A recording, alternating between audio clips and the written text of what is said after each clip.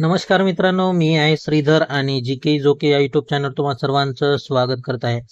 मित्रांनो, आजचा व्हिडिओ हा स्पेशल असणार आहे, कारण की एप्रिल महिन्याची सर्वात मोठी अपडेट मी आजच्या व्हिडिओमध्ये तुम्हाला देणार आहे. ती म्हणजेच महिला व बालकल्याण विभागामार्फत अंगणवाडी भरती म्हणण्यानुसार अंगणवाडी महाभरती म्हणायला काय हरकत नाही मित्रांनो, कारण की जागांचा महापूर असणार आहे.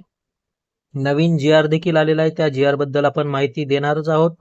व्हिडिओ आता स्टार्ट करायचाच आहे मित्रांनो. चला तर मग व्हिडिओला आपण स्टार्ट करूया.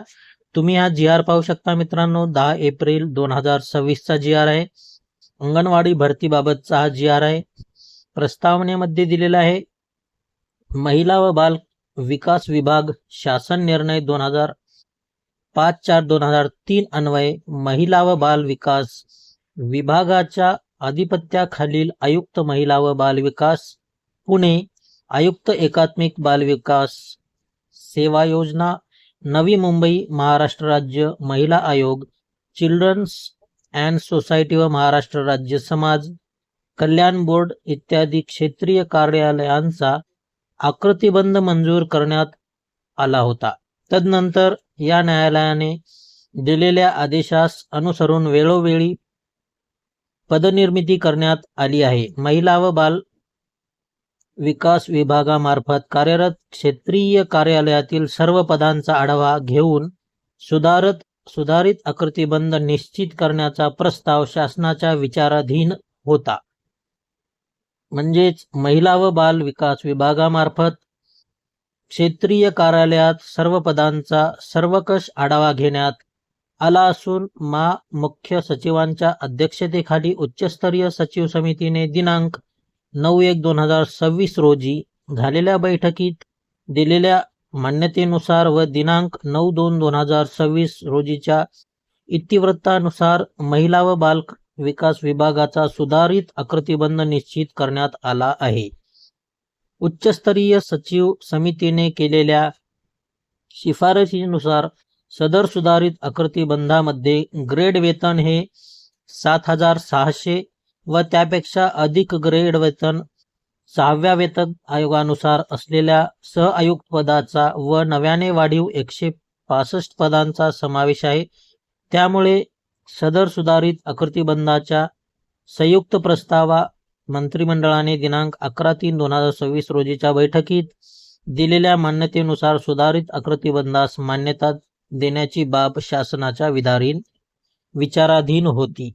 मित्रांनो, आता आपण शासन निर्णय काय दिलेला आहे ते देखील पाहणारच आहोत. महिला व बाल विकास विभागातील एकूण 9,248 पदांपैकी 7,400 पदे निरसित करून उर्वरित 8,504 पदांमध्ये 165 वाढीव पदे मंजूर करून विभागाची एकूण 8,669 नियमित पदे व 2,843 बाह्य यंत्रणेद्वारे भरावयाची पदे मंजूर करण्यात आलेली आहेत. हे तर काहीच नाही मित्रांनो. आता आहे खरी ट्विस्ट, ते म्हणजेच एकात्मिक बाल विकास सेवा योजनेतील मानधनी तत्वावरील अंगणवाडी सेविका 1,10,664 व अंगणवाडी मदतनीस 1,10,664 अशी एकूण 2,21,328 पदे मंजूर केलेली आहेत. हा महत्वाचा मुद्दा आहे मित्रांनो. त्यानुसार सुधारित आकृतिबंधास या शासन निर्णयाद्वारे मंजुरी देण्यात येत आहे. या सुधारित आकृतिबंधापूर्वी परिशिष्ट अ मध्ये नमूद पदे निर्माण करण्याच्या अनुषंगाने निर्गमित केलेले विविध शासन निर्णय या शासनाचे विचारान्वयन अधिक्रमित करण्यात येत आहेत. मित्रांनो, म्हणजेच एकूण या ठिकाणी 2,21,328 पदे मंजूर करण्यात आलेले आहेत. या जी नुसार आकृतिबंधास मंजुरी देण्यात आलेली आहे. मित्रांनो, त्याबाबतचे खालचे काही पॉइंट आहेत ते तुम्ही वाचून घेऊ शकता. जे महत्वाचे पॉइंट होते जागेबद्दलचे हे मी तुम्हाला वाचून दाखवलेले आहेत. एकूण 82 पेजेसचा जी आहे मित्रांनो. यामध्ये सविस्तर खाली कोणत्या जिल्ह्यामध्ये कोणत्या गावामध्ये कशा प्रकारे जागा निघालेल्या त्याची सर्व A to Z माहिती दिली आहे मित्रांनो. जी तुम्ही पाहण्यासाठी डिस्क्रिप्शन बॉक्समध्ये त्याची लिंक दिलेली आहे. ती जी आर तुम्ही काढून घेऊ शकता। या ठिकाणी पाहू शकता मित्रांनो, पूर्ण जिल्ह्यामध्ये काय काय जागा आहेत त्याबद्दलची सर्व माहिती दिलेली आहे। नियमित पदे गट अ, ब, क, ड याबद्दलची सर्व माहिती या ठिकाणी दिलेली आहे। त्यांची ग्रेड पे काय असणार आहे ते देखील दिलेले आहेत। त्यामध्ये वाहन चालक आहे, नाईक, सफाईगार, पहारेकरी, शिपाई हे महिला व बालकल्याण विभागातील इतर जागा देखील या ठिकाणी आलेल्या आहेत मित्रांनो। सविस्तर सगळी माहिती यामध्ये दिलेली आहे, पाहू शकता तुम्ही। जिल्हानिहाय या ठिकाणी जागा दिलेल्या आहेत।